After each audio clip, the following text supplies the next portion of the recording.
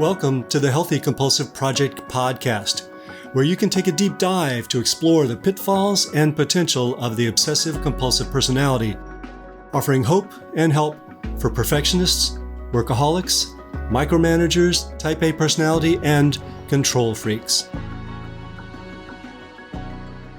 Hello everyone, Gary Trosclair here, psychotherapist, Jungian psychoanalyst, and author of the Healthy Compulsive Project book, blog, and podcast.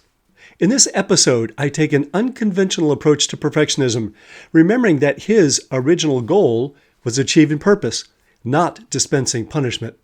We need to look squarely at how stubborn he is, how arrogant his deeper shadow side is, and the reality that we need to get along with him rather than try to simply banish him.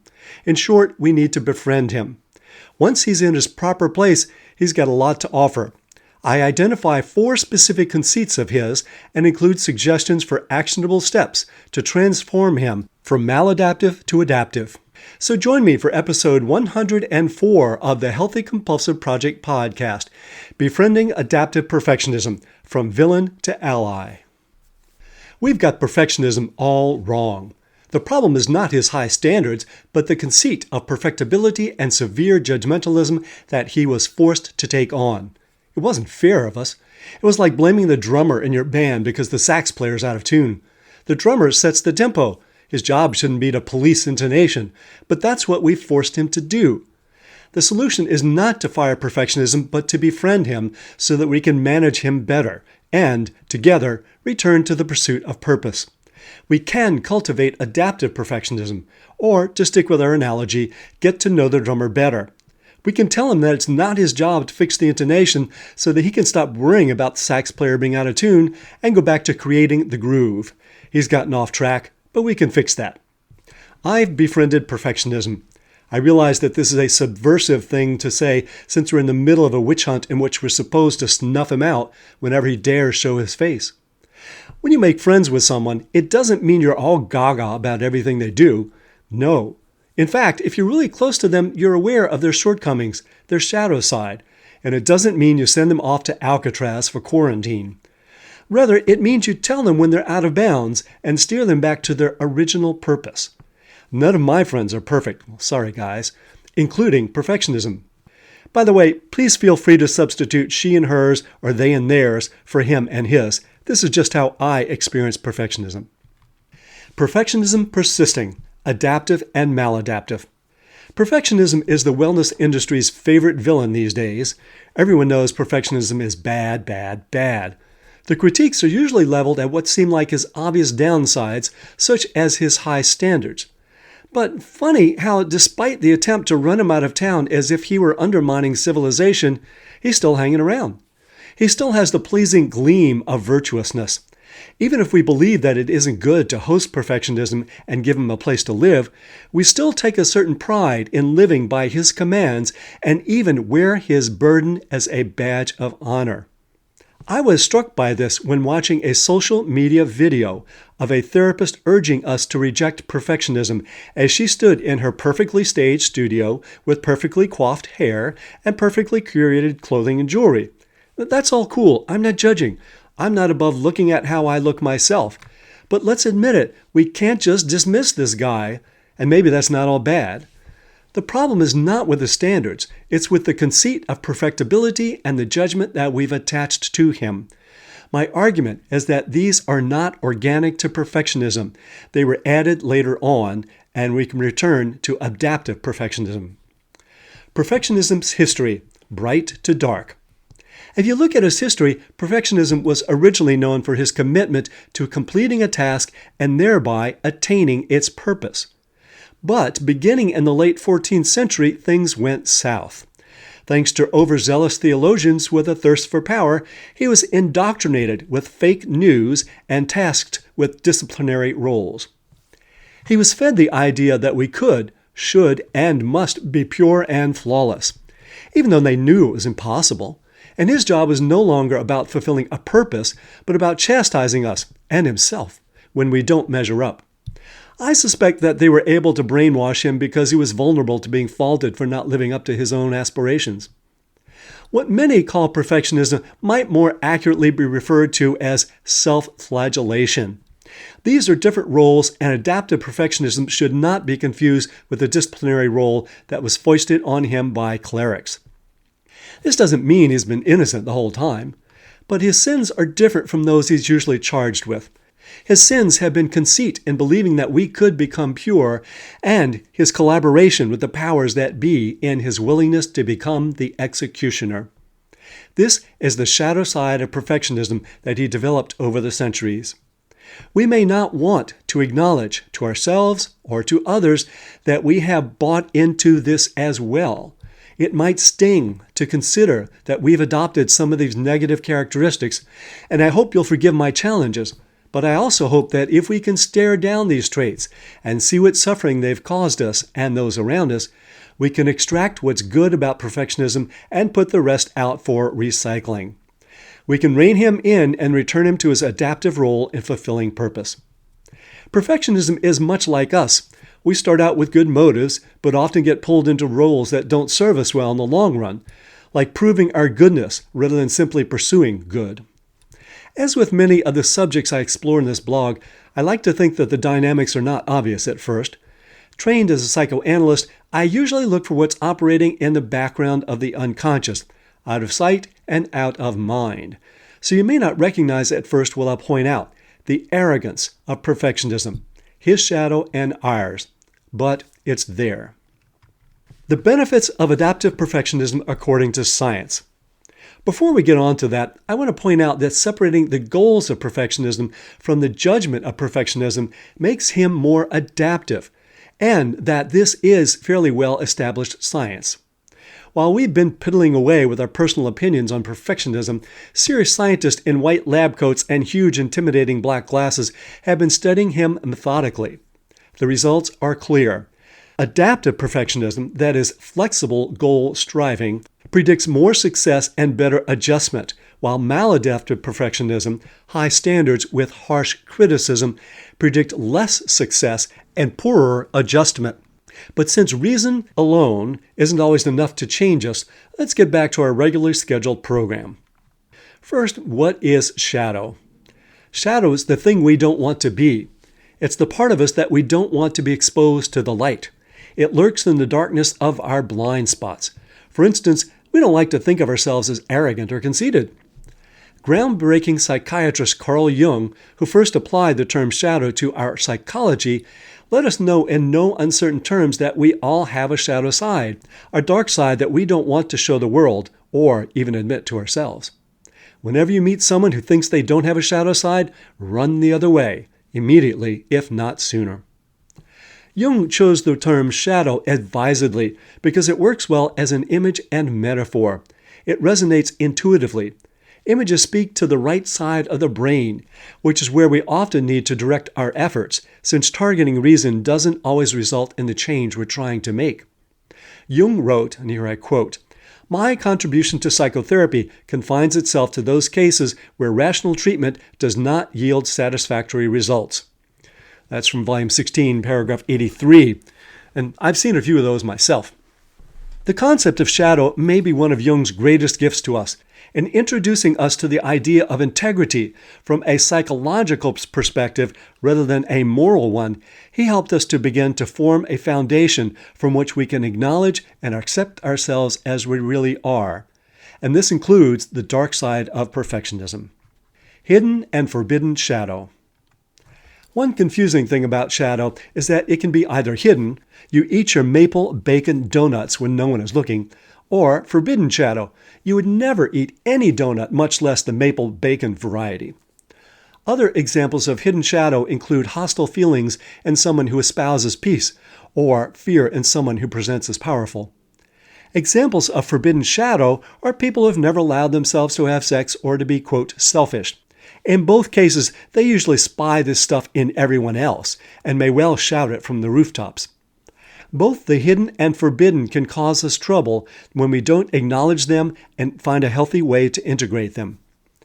Jung's point was that shadow isn't going away anytime soon. Better befriend it. And I'm here to tell you that perfectionism won't be trotting off to Tahiti for a well-deserved vacation either. and that's not all bad. The hidden treasure of shadow. What many people don't get about shadow is that it holds potential for good. Once acknowledged, shadow qualities can be mined for psychological growth, enhanced functioning, and wholeness.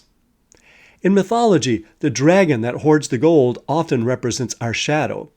If you make your way through the frightening forest or down into the unnerving underworld to expose it, you get the gold. Even better, tame the beast and you've really got power. So, for instance, we could extract confidence and strength out of hostility and use it for good causes. Or we could extract integrity from self-righteousness and use it to improve our relationships. And from perfectionism, we can extract ideals, quality, goodness, and confidence. Just don't let him sit behind the wheel, hide in the trunk, or give you grief for not flawlessly executing that presentation. But first, we need to acknowledge the real reasons that perfectionism is a dragon. The shadow side of perfectionism, conceit. Let's look at the specific shadow aspect of perfectionism that causes us the most trouble. Conceit, excessive pride, and vanity. He can get arrogant enough to harbor unrealistic beliefs about who we are, what we can achieve, and his role as executioner. He and I have spoken about this, and he acknowledges it's a problem, but let's unpack it so we can call him on it when he starts to get out of control. While we could list these differently, I've tried to narrow it down to 3 main conceits and a resulting role. 1. The conceit of omniscience. He can be conceited in thinking that he knows how things are supposed to be, as if we can know what, quote, perfect is. I mean, really, think about it. Isn't this just a little arrogant to think that we know how things are supposed to be and how to fix them? That we've always got it right and other people have only flapdoodle? Far too many times he's convinced me that we knew the right way to do something until I realized that things were far more complicated than he had led me to imagine. Oh. As I wrote in a previous post, want to be certain? Don't be so sure. Certainty, one aspect of perfectionism, is often a sign that we're wrong. That's episode 37 of the podcast, by the way. Those of you who saw 2001: A Space Odyssey may remember HAL 9000. He was the computer that had been programmed to be the ultimate know-it-all, and it really showed. When the crew started to question him, he got paranoid, and it led to catastrophic conflict. Dear readers, don't be like HAL. Conceit number 2. The conceit of virtue and perfectibility. And while we're at it, isn't it arrogant to think that we could actually achieve perfection? Perfectionism can be overly conscientious. While it's true that he will go to great lengths to do the right thing, there is a shadow side to that too. Self-righteousness, sanctimoniousness, piety, purity, smugness, which all stink. While you might imagine it would make you lovable, it usually drives others away. It might seem counterintuitive to say that perfectionists are arrogant when some of us are so self-critical, indecisive, and anxious. This is the point of shadow. The dark side is not usually obvious because we can't see it. We don't let it into the light. So someone who may seem humble on the outside may actually be arrogant on the inside. I learned early on in my training that hidden away just inside every superiority complex is an inferiority complex. And lurking just inside every inferiority complex is a superiority complex. The degree of our self-condemnation corresponds to how perfect we believe we can and therefore should be. You wouldn't condemn yourself so much for not being perfect if you didn't ascribe to the shadow conceit that you could be perfect. Humbly bringing attention to your mistakes can be a sort of social signaling that you could have been perfect and that you know the difference between perfection and failure. It's just another way of trying to appear perfect.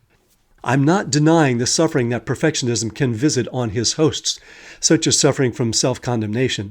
I am suggesting that if we look deeper, we'll find other feelings that will help us to remedy the situation.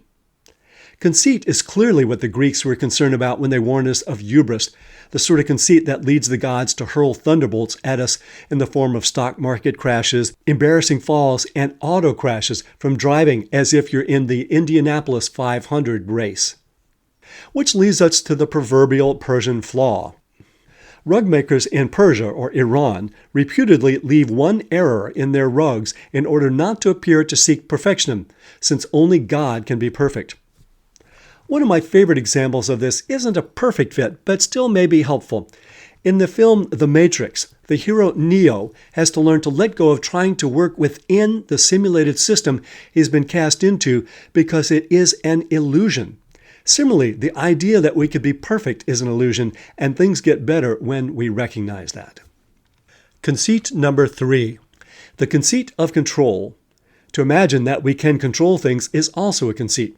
Exhibit A, Victor Frankenstein. Remember, Frankenstein is not the hulking monster we usually picture when we think Frankenstein. He's actually the one who created the monster, and he was really the more monstrous one because he thought he could create life and thereby defeat death. Further, he needed to do this having felt powerless as he watched his mother die. His attempts to create life were his way to try to defeat death. Immediately after the monster comes to life, Victor says, in effect, "What have I done?" He knows he's made a very bad boo-boo, and, in his own words, he's the most miserable human being on earth because of it. He discovered the shadow of his perfectionism. Author Mary Shelley's goal is to beat it into our hard heads over and over how foolish it is to think that we can control life. After bringing the monster to life in the first quarter of the book, the last 3 quarters of the novel are spent describing the excruciating disasters Frankenstein inflicts on himself, his family, and his community through the arrogance of trying to create life.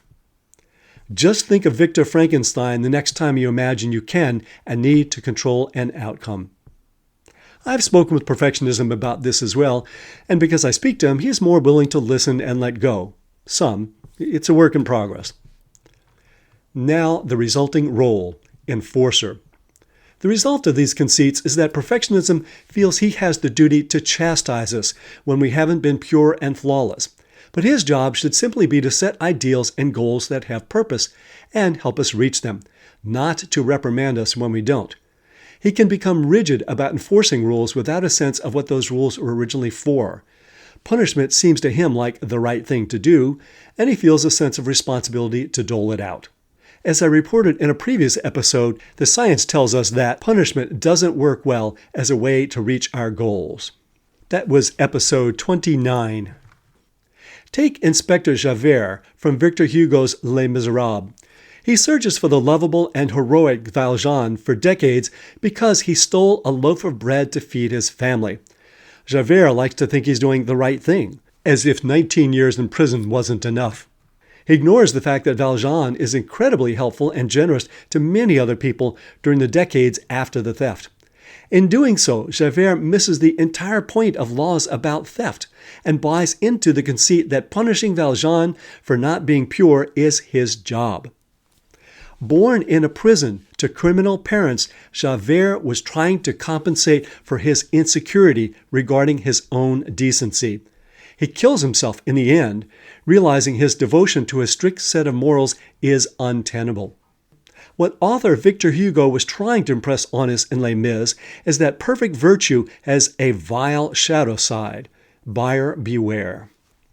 Redeeming the possible benefits of conceit. Each of these conceits is the opposite of insecurity, which, I believe, is the driving force behind unhealthy perfectionism. If you feel insecure about what you know, what you can control, and how good you are, it makes sense that you'd harbor compensatory feelings of being super wise, competent, and virtuous, and act that way. If we invest in maladaptive perfectionism to remedy our insecurities, we feel we need to do good rather than want to do good. And as a result, we don't have the flexibility to look clearly at ourselves. Remember, hidden inside every insecurity complex is a superiority complex. And perfectionism won't deal with his shadow side on his own. By his nature, perfectionism blocks the antidote. It's his fatal flaw, and it leads to defensiveness. If we can acknowledge the underside of perfectionism, such as arrogance and judgment, we're less likely to get caught in it. If conceit is the shadow side of perfectionism, humility can transform him. It requires an honest look at what we had believed was possible and accepting our limitations. But more importantly, if we want to redeem the shadow of perfectionism, we need to extract the positive, healthy, and adaptive seeds contained in the conceits. That means having realistic faith in our wisdom, competence, and basic goodness, so that we don't need to go to extremes to prove ourselves. Like that terrifying monster in your dreams, once you turn toward him and face him rather than run from him, he changes character and may become an ally. Transforming the shadow side of perfectionism and cultivating adaptive perfectionism. If perfectionism launches purposeful goals rather than punishing us for failing to reach them, we have a chance at fulfillment. Here are some steps to make perfectionism a collaborative ally rather than a rogue commander. 1. Cool it with the anti-perfectionism. Don't go get all perfectionistic about perfectionism. You adopted inflated estimates of your potential for a reason. They seemed adaptive at the time. It's not as if you chose conceit for the fun of it. So, apply understanding and compassion lavishly. Break the cycle of blame. We need to stop going black and white about perfectionism. What purpose has it served for you to try to be perfect? Was it hurtful? Was it the goals that hurt or the judgment? What is your attitude toward perfectionism now? Is it black and white? 2. Acknowledge the conceit. Acknowledge the impact conceit has had on yourself and others. The next time you think you could do a task perfectly, ask yourself whether that's realistic or a conceit. Acknowledge any ways that perfectionism has led to conceits about being omniscient, perfectible, pure, or completely in control. Name 3 ways your obedience to perfectionism's conceit has hurt you or others this last week. 3. Personify and befriend. Odd as it might seem to you, personifying and befriending perfectionism is actually a very practical step. When someone is a big part of your life, it helps you to know their good and bad sides, and it allows you to recognize them when they get off track so you can call them on it and rein them back in. Perfectionism's really not such a bad guy if you get to know him and learn how to handle him. Befriending him is like reaching mindfully for the handle of a sharp knife rather than blindly and unconsciously grabbing the blade. Knives are helpful but dangerous. It's all about how you handle them. Perfectionism can help us to aim higher and not lose hope. His stubbornness can be an asset. High ideals are the source of progress, but he needs to be a source of encouragement rather than discouragement. What is your perfectionism most likely to get apoplectic about? And are there goals that he has set that are good? And finally, clarify your purpose. Perfectionism was originally all about achieving purpose. Reining him in will go smoother if you've named your North Star. Clearly state your values that will keep both of you pointed in the right direction. Money, friendship, sanity, relationships, ping pong championships, health, happiness. As a good drummer does, perfectionism can set the tempo and drive you where you want to go. Has your relationship with perfectionism kept you on track or off track to achieve your purposes? What purpose do you want him to serve for you? Name 3 ways perfectionism could help you get where you want to go if he is well managed. These are the most important first steps. Make adaptive perfectionism your friend, and you're in for a smoother ride. If you found this episode helpful, you may want to listen to In Praise of Healthy Perfectionism, which is episode 56 on the podcast. You can find transcripts of this podcast with links to research sources and lots more at the Healthy Compulsive blog, www.thehealthycompulsive.com. If you'd like to subscribe to the Healthy Compulsive podcast, hit that subscribe button. And for a thorough guide to cultivating the positive potential of the compulsive personality, find my book on Amazon, The Healthy Compulsive, Healing Obsessive-Compulsive Personality Disorder and Taking the Wheel of the Driven Personality. And if you find any of these helpful, let others know by leaving a review. Till next time, enjoy the drive.